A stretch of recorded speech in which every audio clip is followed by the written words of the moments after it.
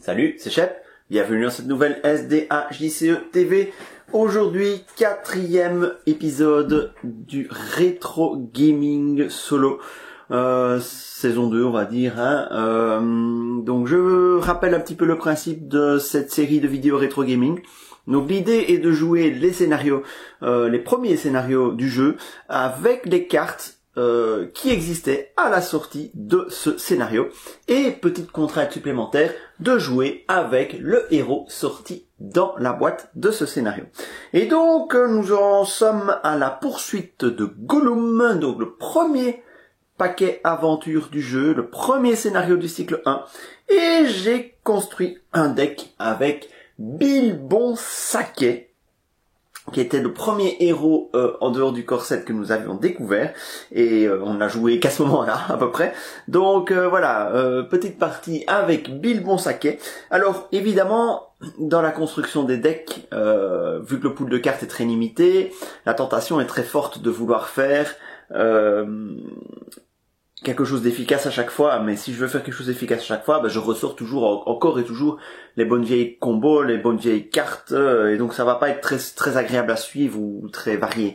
Donc j'ai essayé à chaque fois d'exploiter au maximum la capacité du héros, du nouveau héros, et de construire autant que possible autour de cette capacité, autour de ce héros. Ça n'empêchera pas évidemment des bonnes vieilles références d'apparaître. Ici j'ai choisi Éowyn, mais on est dans un deck Éowyn, Bilbon Saquet, Beravor, qui essaie d'être un tout petit peu original. Et j'essaie aussi d'introduire une mécanique, même si le pool de cartes est très réduit. Et ici, vous l'avez compris, on va essayer de faire une mécanique de pioche. Bien, donc nous sommes sur la poursuite de Gollum, et c'est parti pour la main de départ. Et hop, la ruse de Radagast, pierre de Célébriand, intendant du Gondor. Oui, je joue du mauve, tout qu'aventureux, parce que c'est le paquet de Chant des Rois. Et la marche en rivière, ça c'est toujours très bien. Ménestrel le Foncombe, c'est pas génial comme main de départ. 2 cartes mauves qui sont pour l'instant mortes. Un Énamart qui permet de sonder, ça c'est vrai que c'est toujours très bien. Ménestrel le Foncombe, c'est un peu chéro. Le Touc aventureux, c'est un petit allié passe-partout. Le ruse de Radagast, ouais, je ne sais pas si je vais garder. Je démarre à 28, au niveau de la menace. Je démarre à 28. Je sais pas si je vais garder. Je pense qu'il y a quand même moyen d'avoir mieux que ça. Même si je vais piocher beaucoup, je pense qu'il y a moyen. Énamart, garder juste pour Énamart, c'est un peu court quand même. Même si c'est vrai qu'Énamart, stratégiquement, c'est super fort. Énamart qui vous permet de voir en solo, qui vous permet de voir la première carte du deck de rencontre, c'est super fort. Mais je pense qu'il y a moyen d'avoir mieux, surtout de ne pas avoir deux des rares cartes mauves du deck en première main. Donc oui, c'est le paquet de Chant des Rois. Donc Chant des Rois fait partie du paquet. J'essaie d'introduire aussi, je vais pas dire autant de cartes que possible, mais j'essaie d'introduire des cartes du nouveau paquet également. Donc vous avez vu la Ménestrel de Foncombe, vous avez vu deviner que je jouais le Chant des Rois. Donc voilà, j'essaie aussi de montrer les nouvelles cartes. C'est un deck légal, donc je rappelle que la seule, le seul privilège que je m'accorde, c'est d'avoir toutes les cartes en x3, y compris celles du jeu de base qui ne sont qu'en x1. Voilà, donc ça reste légal, toutes les cartes peuvent être en x3 dans un deck, donc oui, effectivement, je joue avec 3 Intendants du Gondor, 3 Courage Inattendu, voilà. Bien, je vais jouer avec cette main-là. Gandalf. Encore une ruse de Radagast, Traqueur du Nord, c'est cher tout ça. Mineur des Monts du Fer, Protecteur de la Lorien et Marque des Dunes Nains. Ça aussi c'est une nouvelle carte, sortie de la boîte. Et cette main est peut-être encore pire que la précédente. Bon, mise en place, c'est très simple. Révéler une carte par jour du deck de rencontre, placez-la dans la zone de cheminement. Et nous avons un Corbeau de l'Est qui a renfort. Et une fois révélé, défausser la première carte du deck de chaque joueur jusqu'à la fin de la phase. Augmenter la valeur de menace des charognards de Goblinville. Donc ici on est en phase, on n'est pas en phase, on est en mise en place. Lorsqu'on a un effet jusqu'à la fin de la phase à la mise en place, cela dure jusqu'à la fin de la phase de ressources. Si ça avait été jusqu'à c'est la fin, je ne sais plus, c'est la fin de la phase de quête, je ne sais plus. Voilà, ça fait 2. Jusqu'à la fin de la phase, il n'y a pas de phase, donc c'est jusqu'à la fin de la première phase de jeu. Voilà. Donc en gros, ça n'aura pas d'effet. C'est parti. Ressources. Pioche, donc je pioche 2 cartes. Grâce à Bilbon Saké. Bon, c'est pas un super début tout ça. Hein. Eh bien, qu'est-ce que je vais faire? J'ai bien envie quand même de piocher encore. Avec Beravor. Mais alors il faudra gérer le charognard qui lui va m'engager à coup sûr.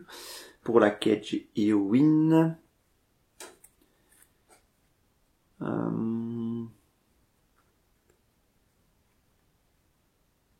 Bon allez, soyons fous. Hop, je repioche 2 cartes. C'est un peu le principe du deck. Ok. J'aurais de quoi baisser la menace. À plus ou moins court terme. Ok, alors je vais peut-être rassurer le coup en jouant une ressource et un protecteur de la lauréat sur Bilbon Saké. Oui, sur Bilbon Saké. Oui. Voilà, j'ai de quoi réduire la menace en ZC en cas de besoin. Donc je vais rester là pour ce tour-ci, parce que j'ai pas grand-chose d'autre à jouer. Tour 1. Et je vais engager Eowyn dans la quête. Donc je mets 4 dans la quête, il y a 2 dans la zone de cheminement. Champ d'iris. Ah oui, j'ai pas retourné ici, mais il n'y a rien. Donc quand les joueurs obtiennent un succès de quête, le premier joueur doit regarde les 3 premières cartes du deck de rencontre, il révèle et place une de ces cartes dans la zone de cheminement et défausse les 2 autres.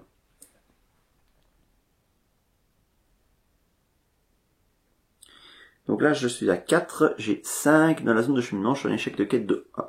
Si je me défausse d'une carte, je vais passer à 0.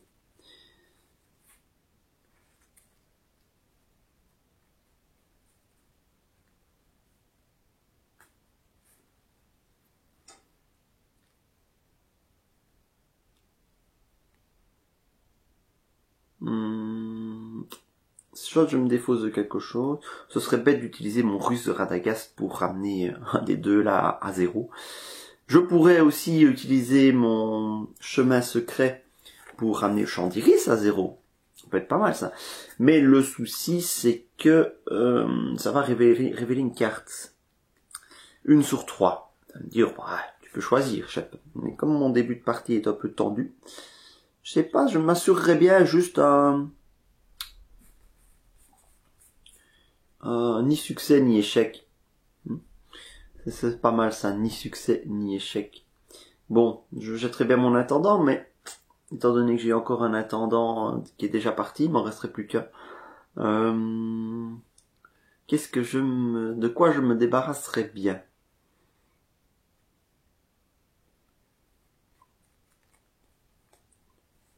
Bon, je vais me débarrasser de la marque des Dunedin. Donc je défausse la marque des Dunedin pour augmenter Eowyn à 5, 5 contre 5, ni succès, ni échec. Donc je n'applique pas l'effet ici. Je vais voyager vers le champ d'iris, et le charognard de Goblinville m'attaque. Bilbon va défendre à 2 dans un premier temps, contre 1. Il n'y a pas d'effet d'ombre, et c'est tout. Je redresse tout le monde, j'augmente la menace,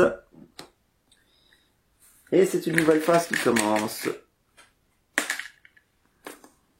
Ressources. Et pioche de 2 cartes. Bah, heureusement que je fais un deck de pioche. Non, dit du dit. Mais on a le courage inattendu. Et ça, c'est bien. Je vais le jouer. Alors oui, ma menace, elle augmente de 2. Parce que j'avais un champ d'iris. Du coup, l'embêtant, c'est que le corbeau va aussi m'engager.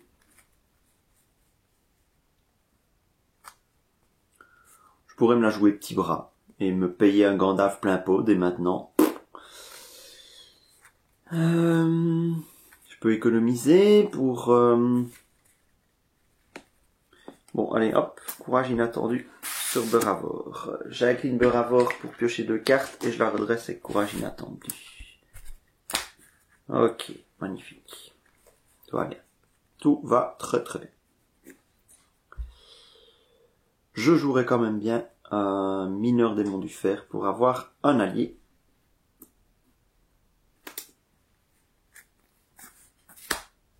Voilà.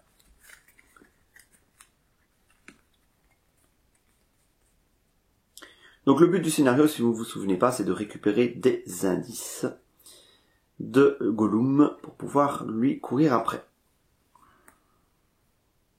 Oui, en payant le courage inattendu, je me prive de tester sa volonté, mais je suis pas certain qu'il y ait vraiment des effets très violents ici. On va quand même essayer de faire sauter le champ d'Iris éventuellement, mais on va pas trop mettre en quête non plus. Je vais me contenter d'Éowyn, parce qu'il y aura 2 ennemis quand même à défendre. Éowyn a 4 contre 1. Hop. Premier joueur choisit une carte avec trait à 10. Il n'y en a pas. S'il n'y a pas de trait à 10 en jeu, sans fort. C'était fausse piste. Hop. Trace de Gollum. C'est protégé. Protégé par un brouillard dangereux, chaque lieu de la zone de cheminement gagne plus 1 de menace jusqu'à la fin de la phase. Ensuite, chaque joueur ayant un niveau de menace de 35 ou plus choisit défausse une carte de sa main. Il n'y a ni lieu et je suis pas à 35 ou plus, donc c'est sans effet. Et donc, juste à 4 contre 1, c'est un succès de quête. Ça va me permettre d'explorer les champs d'Iris, c'est très bien. Donc 4 contre 1, mais du coup, je vais devoir choisir une carte parmi les 3 premières du deck de rencontre. Alors, soit c'est encore une trace de Gollum, soit c'est encore un ennemi qui engage.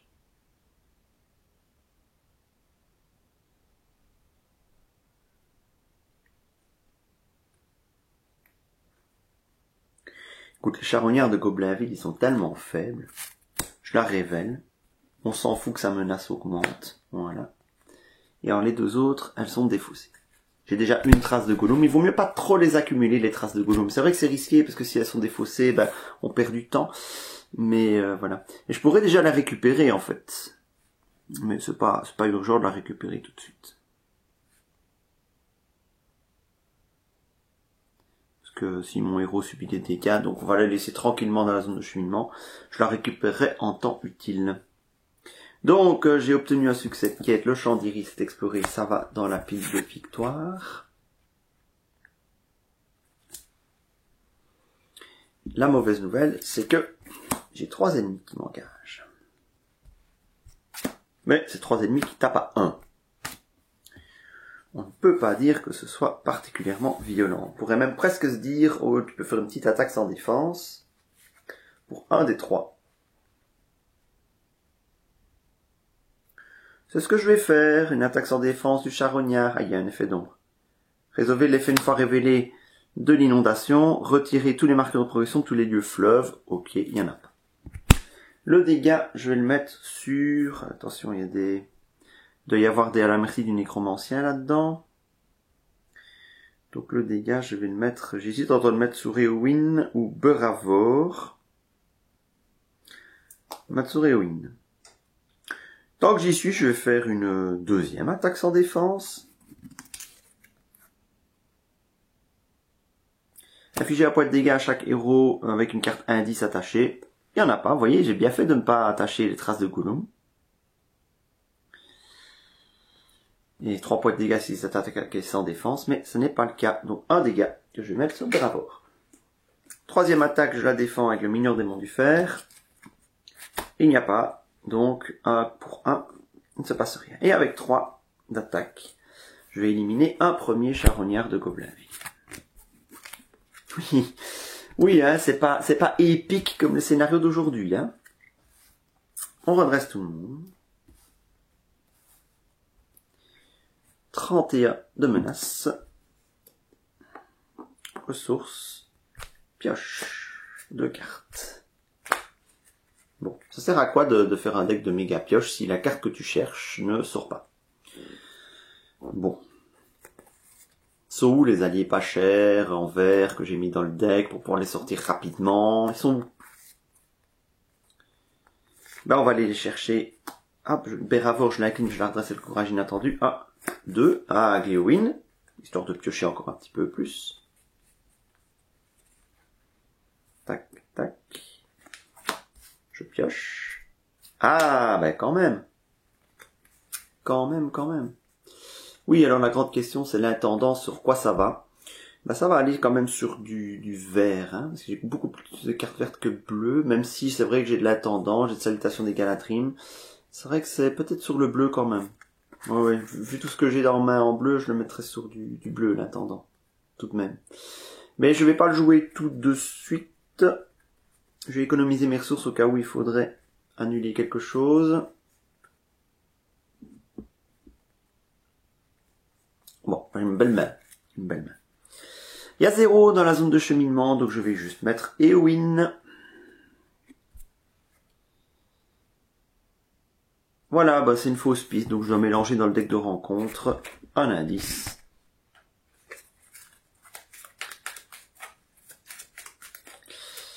Voilà, donc ce sera un succès de quête à 4 contre 0.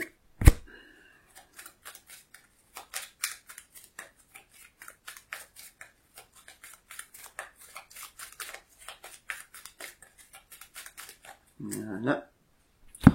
Révèle, enfin je regarde les 3 premières. 2, 3. On va certainement pas prendre poursuivi par l'ombre. La rive est, tant que c'est le lieu actif, les cartes alliées coûtent une ressource supplémentaire pour être joué de la main. Tant que la lisière de forêt est le lieu actif, les effets de cartes de rencontre ne peuvent pas être annulés.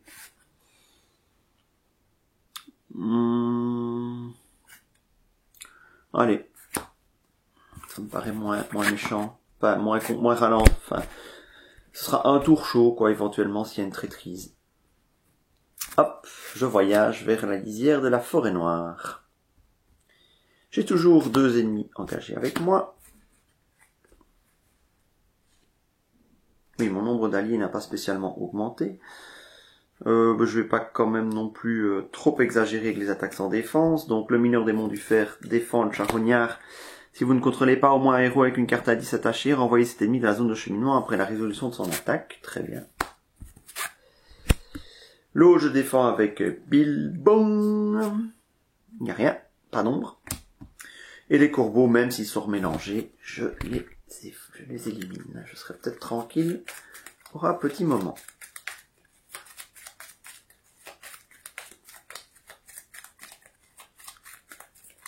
Et oui, à l'époque, hein, le Seigneur des Anneaux, c'était aussi ce genre de partie.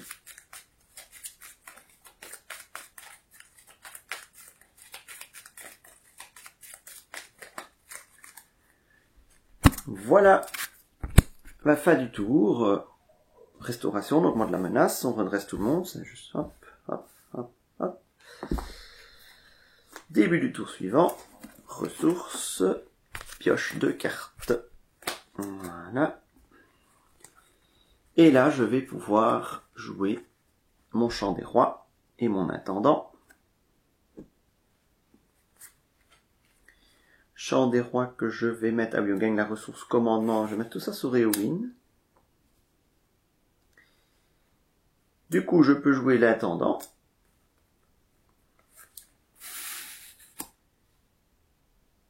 Que j'active. Je récupère 2 ressources qui sont à la fois commandement et énergie. Hop.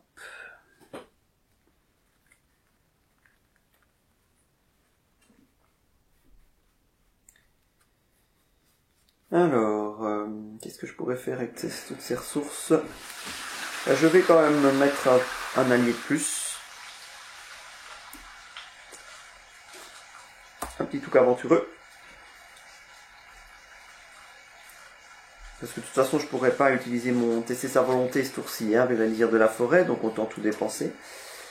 Et est-ce que je fais quelque chose avec mes ressources vertes ou bien je garde éventuellement? Je vais garder Beravor redressée. Je pourrais toujours piocher avec elle après, en fin de tour. Maintenant que j'ai eu ce qu'il me fallait, je ne suis plus pressé, j'ai beaucoup de cartes en main. Voilà. Bon, eh bien, on va mettre de nouveau en quête. Il n'y a pas d'urgence, mais je commence à avoir des alliés. Je vais toujours mettre les 4 de Éowyn, bien sûr. Est-ce que je rajoute quelqu'un d'autre?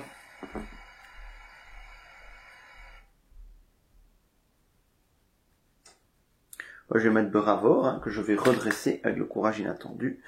Donc je suis à 6. Non, non tiens, ben les corbeaux. Ah bah tiens, des corbeaux. Un indice protégé. Et une rivière Ninglo. Ah bah voilà. Ça c'est un beau renforcement. Donc 4, 6, 1, 2, 3, 4, 5. C'est un succès. Maintenant, 5, il faudrait bien d'explorer ça. Donc je vais défausser une carte. Bon, le ménestrel, oui, il coûte cher. Hein. Il coûte cher le ménestrel, mais j'ai aussi... Attendant, je l'ai en jeu, donc je le défausse pour donner plus 1 et win. 7 contre 1, 2, 3, 4, 5. Ça me fait un succès de quête. On va quand même aller révéler une carte de plus. Bah écoutez, tempête malfaisante. Hein, infliger un point de dégâts à chaque personnage contrôlé par chaque joueur et un niveau de menace de 35 ou plus. J'aurais tort de me priver. Voilà. Contrairement à Arkham, ici, on n'est pas obligé de choisir une carte qui modifie l'état du jeu. Ceci est exploré. Alors, tant que la rivière Ninglo est lieu actif, retirer un marqueur de protection de sa carte et de la quête en cours à la fin de chaque tour. Mais j'ai pas encore mis de jetons sur la quête en cours.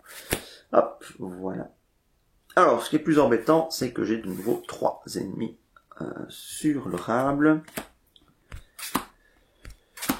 Bon. Oui, mais j'ai de quoi défendre. Hein. Mineur démon du fer. C'est affiché un point de dégâts à chaque héros avec un indice. Il n'y en a pas. Un petit bilbon saquet.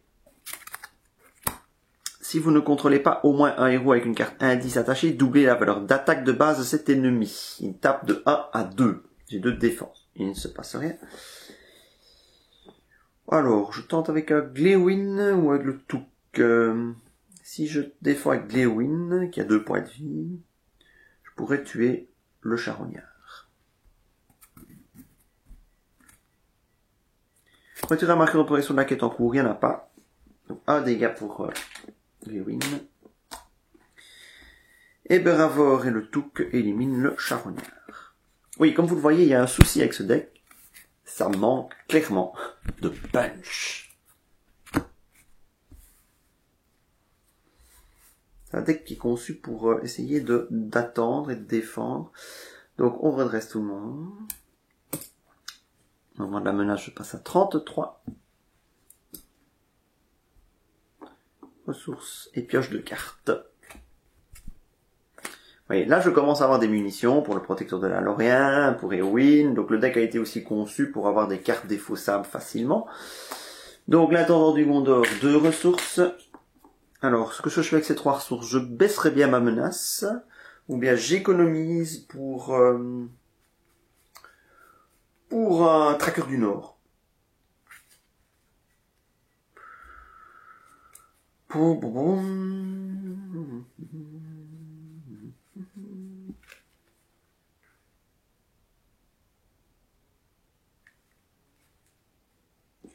vous savez quoi, je vais juste avec 3 ressources vertes jouer le ménestrel de Foncombe. Je peux aller chercher un champ. Le champ me servira à rien. Le 3e champ dans le deck, parce que j'en ai encore un en main. Hop, le voilà. Mais ça me permet d'avoir une munition supplémentaire, d'épurer le deck. Enfin bref. Ça a quand même divers avantages. C'est 2 quêtes quand même, le ménestrel de Foncombe. Donc ça peut être appréciable. Je vais garder mes ressources. Ah oui, mais il y a la fameuse carte. Oui, mais je peux l'annuler. Il y a Racontard de vieille femme qui défausse toutes les ressources. Je pourrais éventuellement l'annuler. Parce que j'aimerais bien quand même garder pour mettre un tracker du Nord. Parce que le tracker du Nord, ça apporte un peu de punch. Un petit peu de force d'attaque qui me manque pour l'instant. Hop, hop. Voyons voir. Bon, je vais m'arrêter là. Donc enquête. Il n'y a rien dans la zone de cheminement. Je vais mettre 6.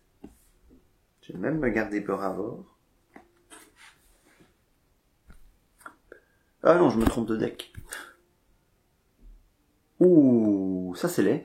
Ça voudrait dire qu'il faudrait que j'augmente ma menace de 1, 2, 3, 4, 5. Je vais peut-être éviter ça.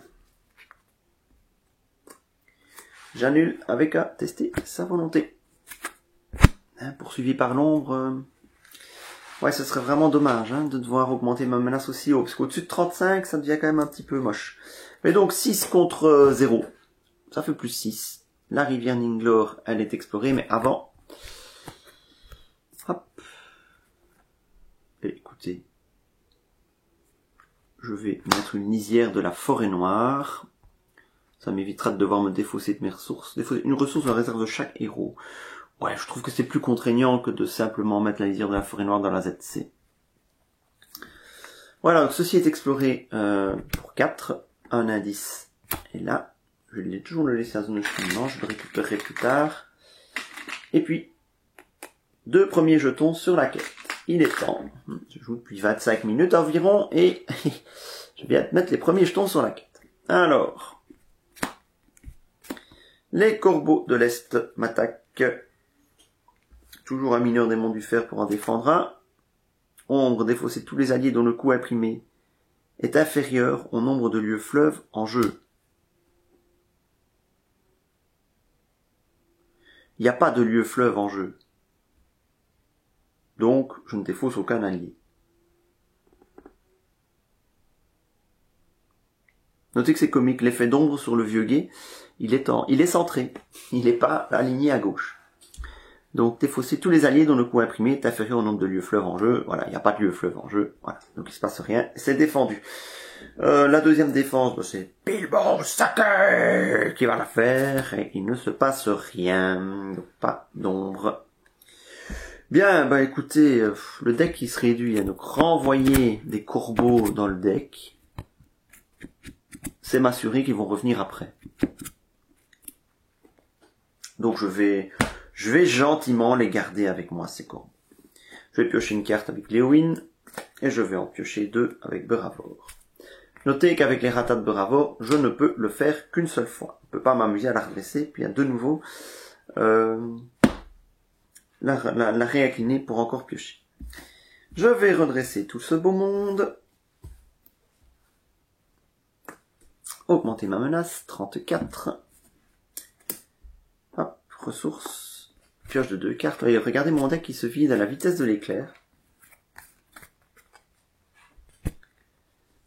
Un petit intendant.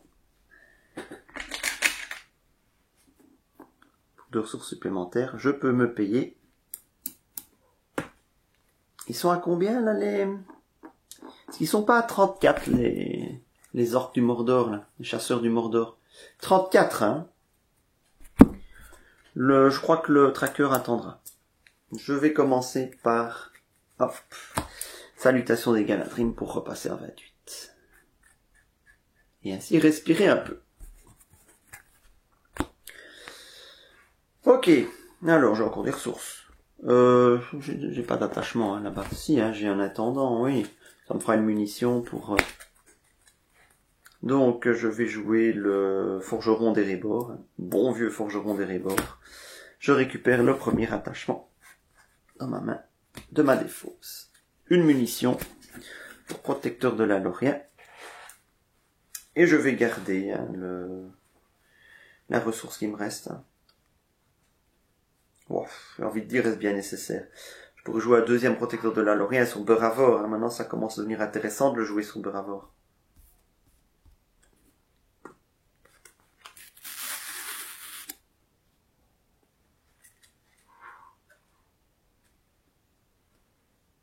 Ok. 1, 2, 3, 4. 5, 6. Je mets Beravor. 7, 8. 8 contre 2. Ou est-ce que j'ai besoin d'aller jusqu'à 8? Oui, il faut avancer à un moment donné, c'est vrai. Allez, 8 contre 2. Un indice protégé. Un tempête malfaisante, affiché un point de dégâts pour chaque personnage contrôlé par chaque joueur et une menace de 35 ou plus. Voilà, c'est sans effet. Donc 8 contre 2, je mets 6 sur la quête. Bah, c'est suffisant en fait. Ah oui, il y a le succès de quête d'abord. Donc, quand les joueurs obtiennent un succès de quête, je révèle quand même les 3 premières cartes. Ouf!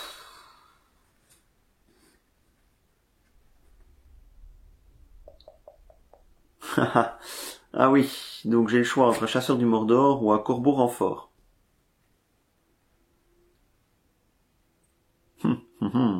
façon, du Mordor, il m'engagera pas. Donc ça, c'est pas un problème. Là, il gagne plus 2 d'attaque, plus 2 de menace pour chaque indice en jeu. Ça veut dire une carte à 6 de menace dans la ZC.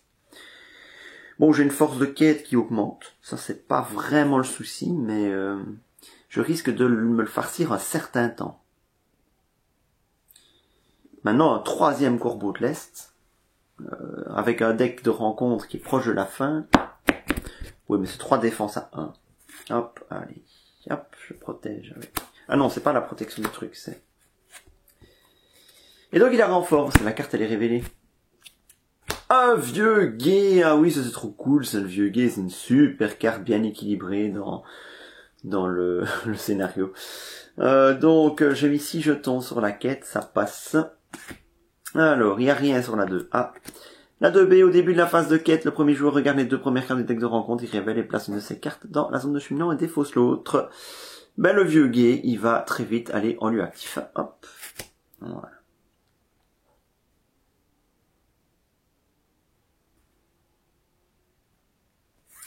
Troisième corbeau. Et on va attendre quand même que le deck de rencontre soit remélangé pour les vaincre.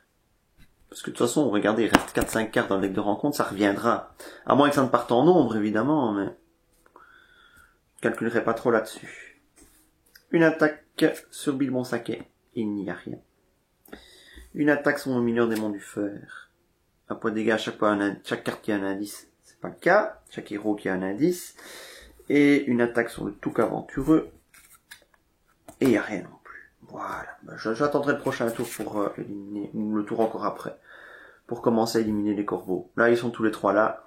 Je sais bien que j'en aurai plus. Je vais piocher une carte avec Glewin, qui est toujours redressée. Hop. Et avec Beravor, bah, elle est redressée. Donc je vais piocher 2 cartes. Je redresse tout le monde.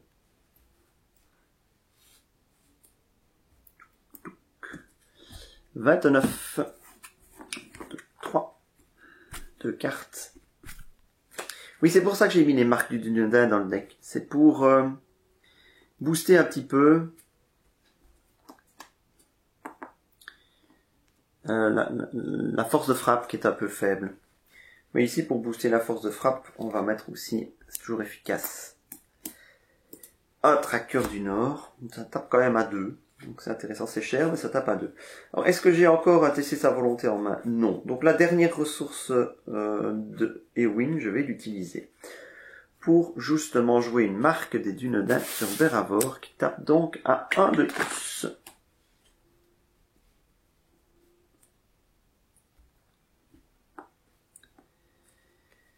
Est-ce que je fais quelque chose de mes ressources vertes? Je vais peut-être bien te garder pour Ruse de Radagast, au cas où je pioche le chasseur du Mordor qui vont être surboostés.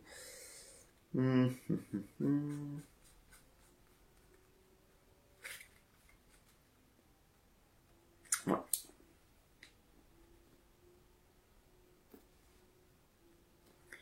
Quéton.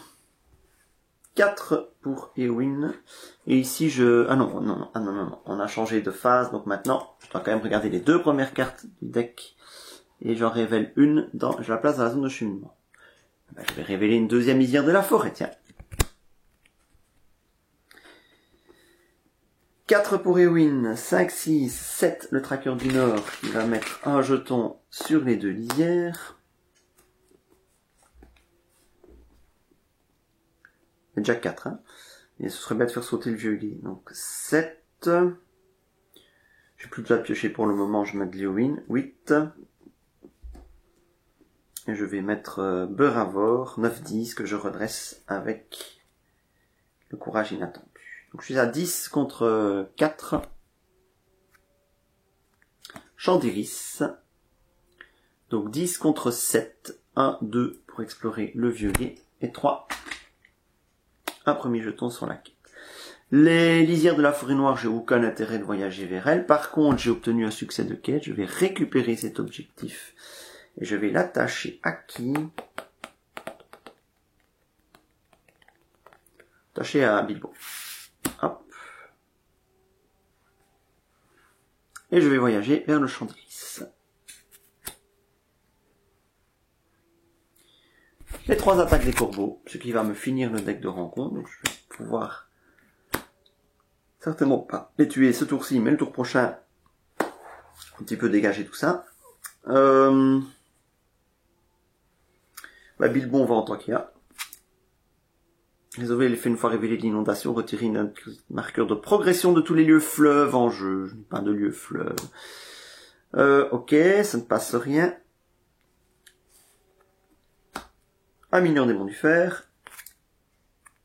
Il n'y a pas d'ombre. Un touc aventureux. Introduit X cartes ombre, un ennemi attaquant. X étant le nombre de jours de la partie. Il n'y a plus d'ombre, donc il ne se passe rien. Tuer un corbeau, ça voudrait dire le remettre là et renfort direct, donc c'est totalement idiot. Je ne vais rien faire, par contre, je vais piocher avec Beravor, elle n'a pas servi une deuxième fois. Voilà. Regardez la taille de ma main. Quand je vous disais que je construisais un deck qui pioche, je crois que l'objectif est atteint. Bon, j'ai récupéré un indice, maintenant je peux rusher. Je suis à 30-31 avec j'ai un champ d'iris. 1, 2, 3. Pioche de 2 cartes. Ah bah, mais ça a traîné quand même le deuxième courage inattendu. Oui, les cartes ombres peuvent partir. Ça a traîné le courage inattendu. Je sais même pas si je vais jouer en fait. Parce que je rebaisserai bien ma menace sous les 30. Pas vraiment besoin d'en avoir 2 sur Beravor tout de suite de courage inattendu. Oui, je vais me mettre à l'aise au niveau de la menace. 3 ressources. Et je joue une deuxième salutation des Galadrim, je repasse à 25. Ensuite, avec toutes mes ressources vertes, est-ce que j'ai encore... Ah oui, encore des attachements là-dedans, donc je vais aller récupérer la marque des Dunodin, c'est le premier. Donc je vais jouer à Forgeron d'Erebor. Tac tac. Forgeron d'Erebor. Sur ce scénario, on a tout intérêt à vider la réserve de chaque héros, vu qu'on a Racontard de vieille femme qui peut sortir. Donc Forgeron d'Erebor me permet de remonter dans ma main le premier attachement de ma pile de défausse. Voilà.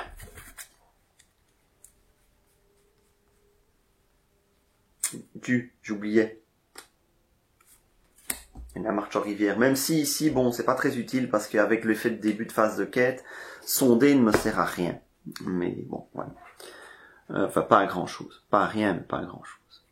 Donc, va falloir, début de la phase de quête, regarder les 2 premières cartes. Bon, c'est quand même bien parti, hein. Je vais vous dire que j'ai pas sué. Le scénario m'a pas vraiment fait suer.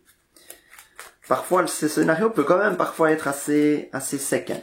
Quand ça sort pas bien, ça peut vous faire quelques vilaines combos. Mais par exemple, le poursuivi par l'ombre. Là, j'ai 1, 2, 3, 4, 5, 6, 7, 8, j'ai 11 personnages. C'est poursuivi par l'ombre, hein, qui augmente la menace de 1 pour chaque personnage qui n'est pas dans la quête. Ça peut vous faire monter vite la menace, et puis vous enchaîner avec une tempête malfaisante, ça peut faire des combos. Hein. Il peut quand même comboter, hein, ce scénario. Pour l'instant, il me laisse relativement tranquille.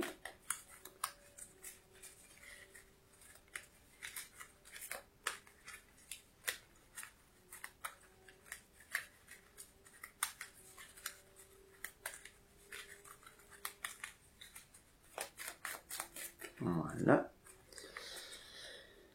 Ok, je regarde les 2 premières cartes, j'en révèle une. Bon, je dois choisir un chasseur du Mordor ou une inondation. Maudit un renfort ou bien chasseur du Mordor.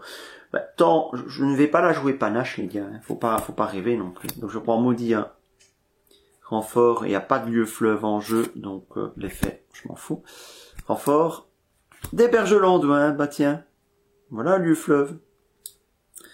Maintenant, j'engage des personnages dans la quête. 1, 2, 3, 4... 5, 6, 7. Le tracker du Nord va nous éliminer les 2 lisières de la forêt noire. Hop.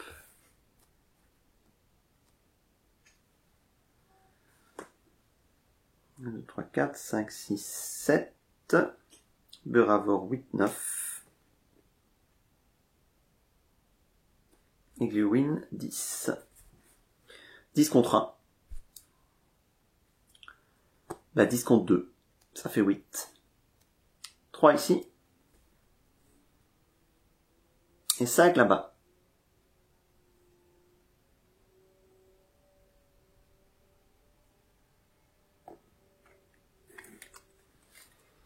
Donc 3 ici et 5 là-bas.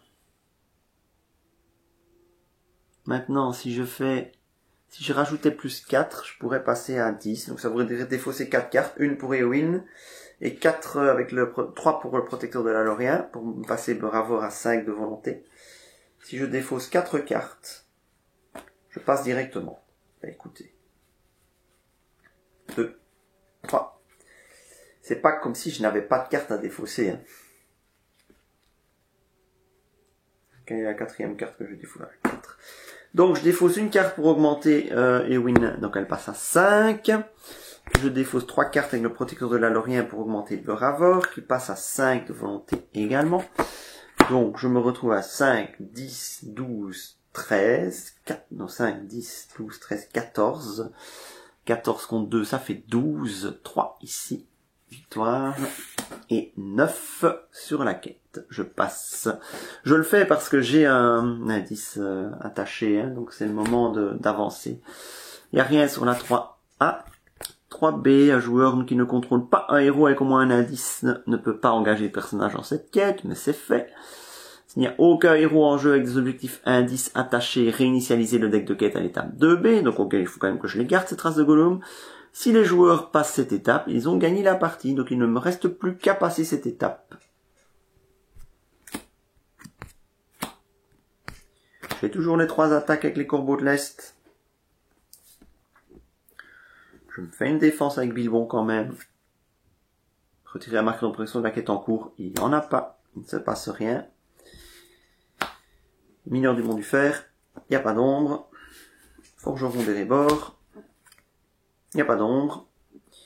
Et je vais incliner Enamart pour voir ce qui va arriver au tour prochain. Ce sera un brouillard dangereux. Donc les lieux vont juste gagner plus de menaces jusqu'à la fin de la phase. Je sais exactement donc ce qui va se passer.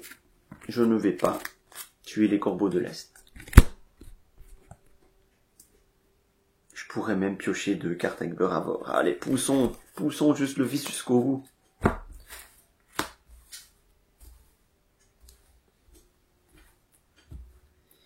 Je redresse tout le monde. J'augmente la menace. Ouais, il peut plus rien m'arriver.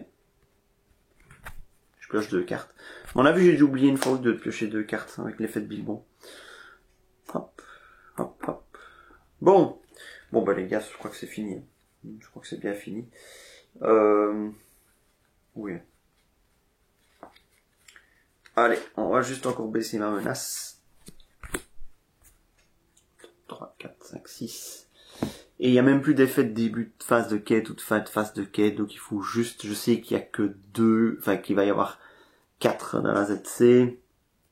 Donc il faut que je mette 12. Si je mets 12, ben je passe. 1, 2, 3, 4, 5, 6, 7, 8 que je redresse avec courage inattendu.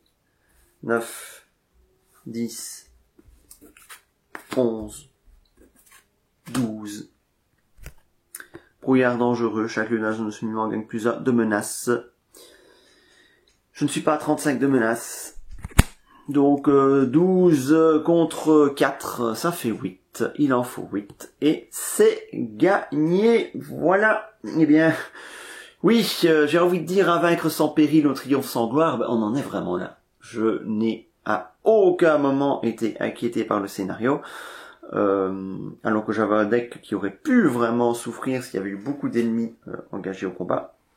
Alors pour ceux qui diraient, ouais Shep, l'histoire des gobelins, charognards de Goblinville, la mise en place, bazar, j'avais de toute façon un ruse de Radagast pour les annuler s'il fallait. Bien. Voilà, voilà. Donc évidemment, c'est vrai que j'avais un peu construit le deck en connaissant le scénario qu'allait arriver ce deck-ci sur Conflit au Carrock. Autant vous dire que ça passe beaucoup moins bien. Mais j'ai vraiment eu très très peu d'ennemis. Voilà, et j'ai pu éviter tous les chasseurs du Mordor. Voilà, donc c'est un défi réussi sur ce scénario. Le prochain, ce sera Conflit au Carrock avec Frodon Saké Énergie. Ce sera tout de suite autre chose. En attendant, si vous avez aimé cette vidéo, montrez-le moi. Et à très bientôt pour la suite de ce rétro gaming sur Conflit au Carrock avec Frodon Saké. Salut!